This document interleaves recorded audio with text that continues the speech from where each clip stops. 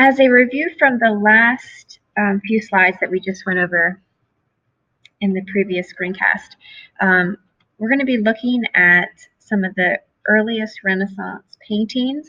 And as a review, again, we're looking at the common themes or styles that we're seeing. You will see a revival of classical Greek and Roman art forms and styles.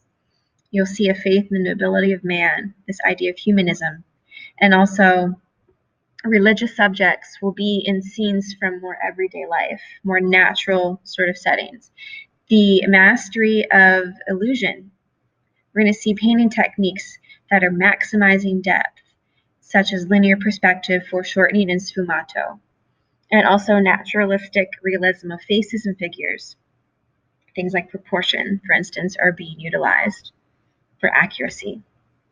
The first of the very early Renaissance paintings that we're going to be looking at is Dead Christ. This was painted somewhere around the year 1466 on canvas. And to put this into perspective, during the very, very early Renaissance, and again, the Renaissance officially started in the 1400s, so this is early on, 14 to 1600.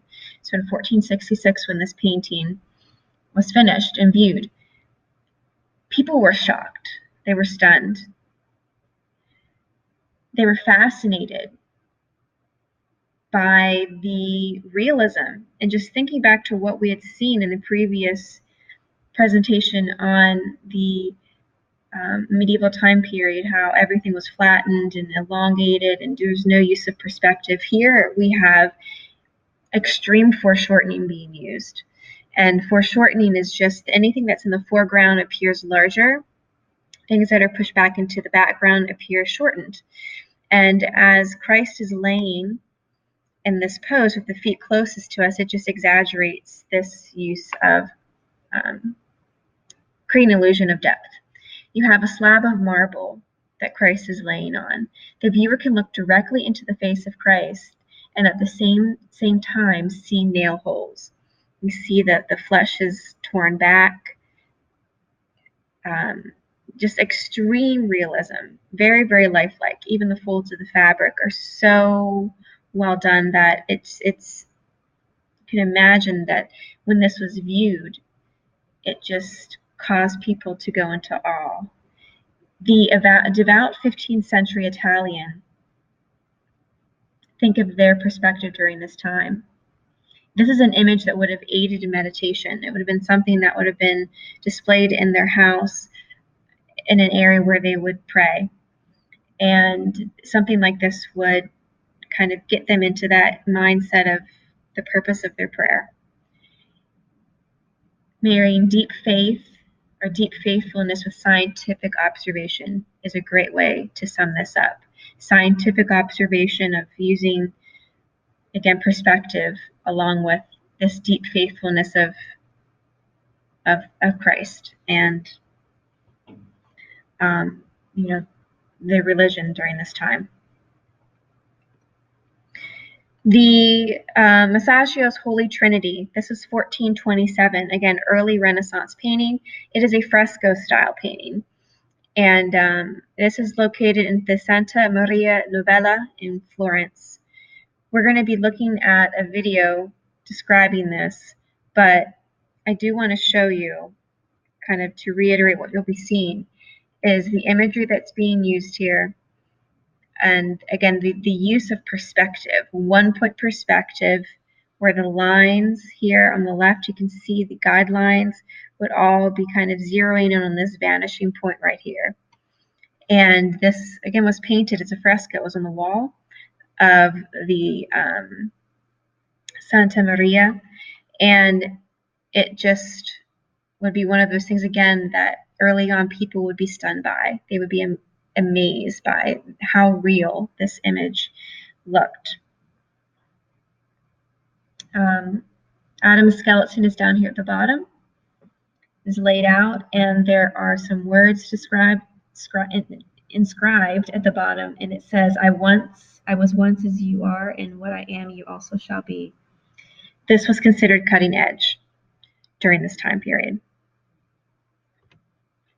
And to close this out, we're going to be spending, I want you guys to spend some time doing some compare and contrast, and using your textbook, your art history textbook. You're going to be turning to page 179 and looking at Donatello's sculpture of David, the bronze sculpture. And then I also would like you to look at Michelangelo's David, which is carved out of marble, on page 266. The common characteristics that you're seeing within Donatello's version of David. This was sculpted in 1440. This was nearly 100 years before Michelangelo's sculpture of David. It is a 5'2" bronze sculpture, and it was the first unsupported standing work of bronze cast during the Renaissance time period. So the engineering of this was renowned during this time. It was also the first male nude since antiquity. And what we mean by antiquity is dating back to the time period before the Middle Ages. During Greek and Roman time periods, nude sculpture was not taboo. During Middle Ages, it was definitely not acceptable. Now we're seeing some more acceptance and a celebration of the human form during this time period. And the other thing to note is the pose. This is a very classic pose that you'll be seeing used quite frequently in the artwork that we're going to be looking at. It's called contrapposto. It's an Italian term that means counterpoise. It's used in the visual arts to describe a human form standing with most of its weight in one foot, so that its shoulders and arms twist off axes from the hips and legs. Very relaxed pose that we see here.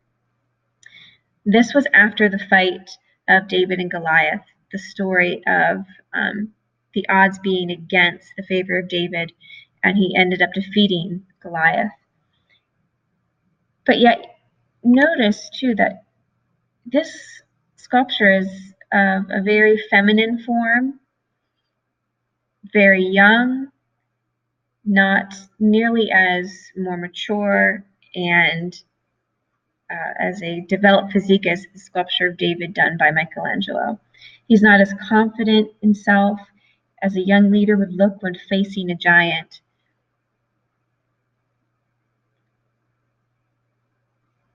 So as we watch this next video by the Khan Academy, notice again the differences between David's sculpture in marble versus the David in bronze.